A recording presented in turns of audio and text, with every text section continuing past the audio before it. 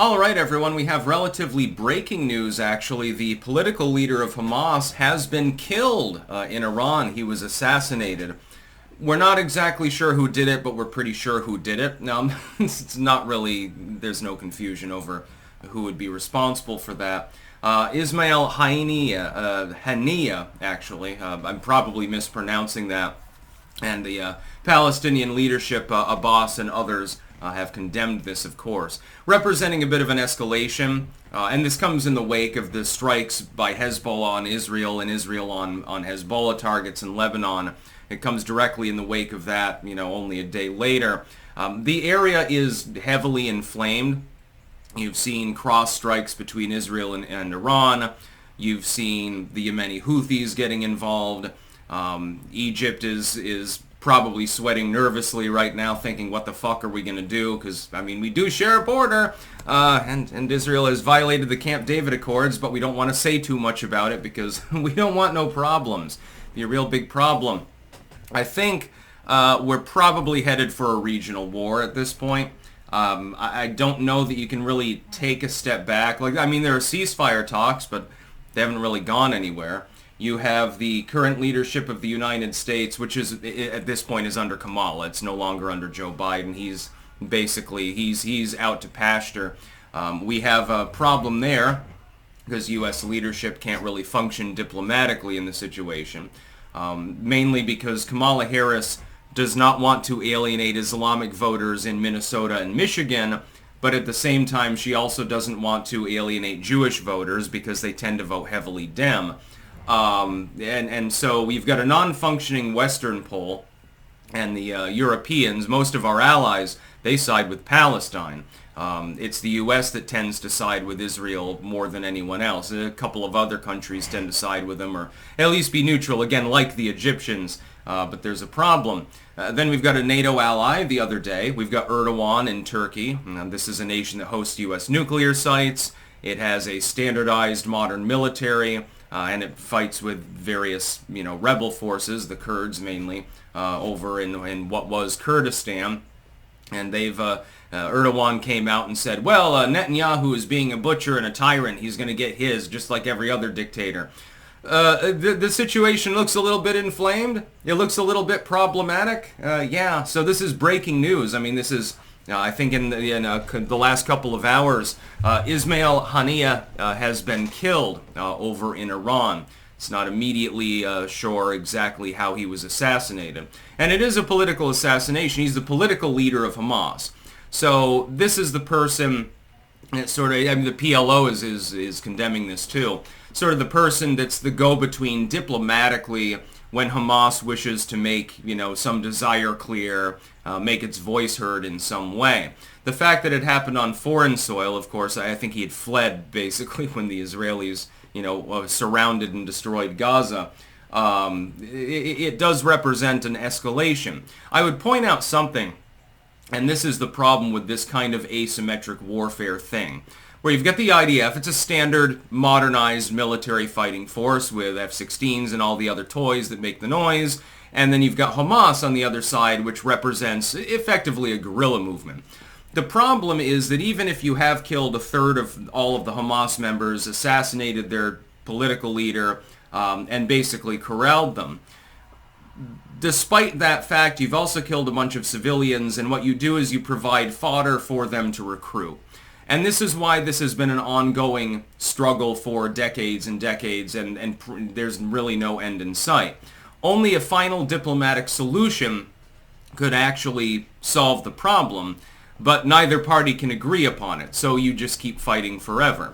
Every time that Hamas kills a Jewish family, people in that family or their friends and stuff, they're more likely to sign up and enlist for the IDF. Every time that Israel conducts a drone strike or a missile hits a school in Palestine, people die or are injured.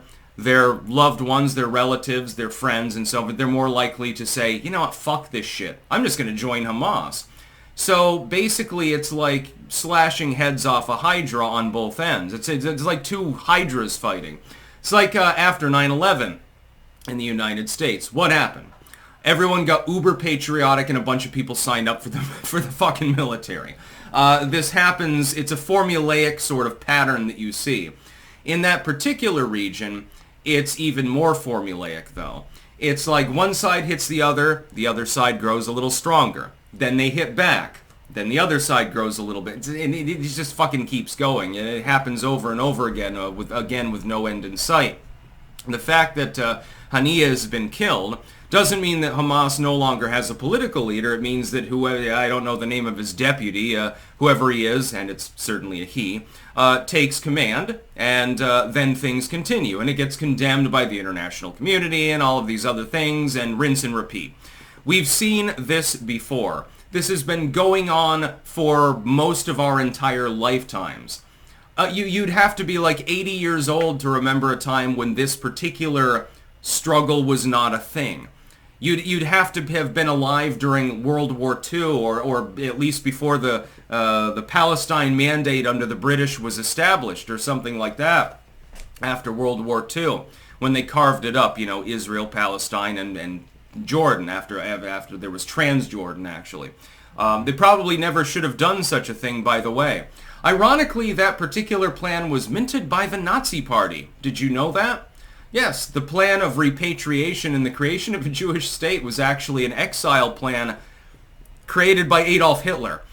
Most people don't know this because they don't like to talk about it in your history books. Very, very interesting.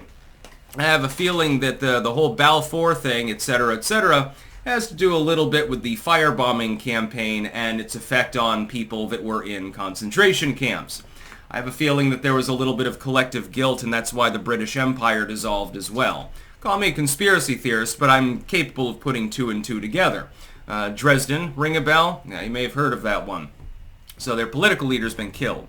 He'll just be replaced. Netanyahu, nonetheless, he does score a victory here because he did assure the Israeli people, look, I'm going to wipe out their fucking leadership. Well, you just got one of their top men, so in that sense, it's actually a victory for him politically. Is it a victory for the Israelis or the Palestinians?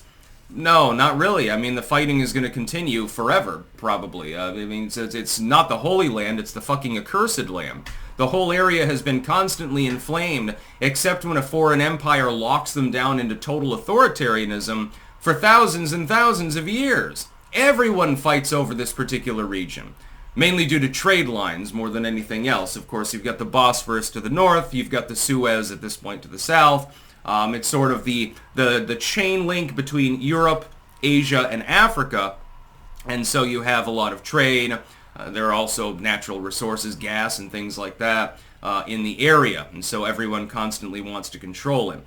Until a larger foreign power decides to assert hegemony within the region, like the Ottomans or the Romans did, or America today, you're not going to see peace within the region. You'll have seeming calm for periods of time in between squabbles and conflicts and wars like this. The problem is that this time it really is getting towards the boiling point, and if the pot boils over into a regional conflict, you could see millions of people die. And that's not what anyone wants to see because, people are people, and kids die, and fucking women, non-combatants get slaughtered, and people get bombed, and the body parts floating around. Kamala Harris finds this amusing, by the way. She watches reels of that, and she cackles like a hyena. I would point out that her foreign policy, if she's elected, will probably lead to a regional war, regardless of what happens between Netanyahu, Abbas, and all of these other interested parties in the region. So we must avoid that at all costs. We'll be talking about polling and wonkiness later. That's about all. Peace out.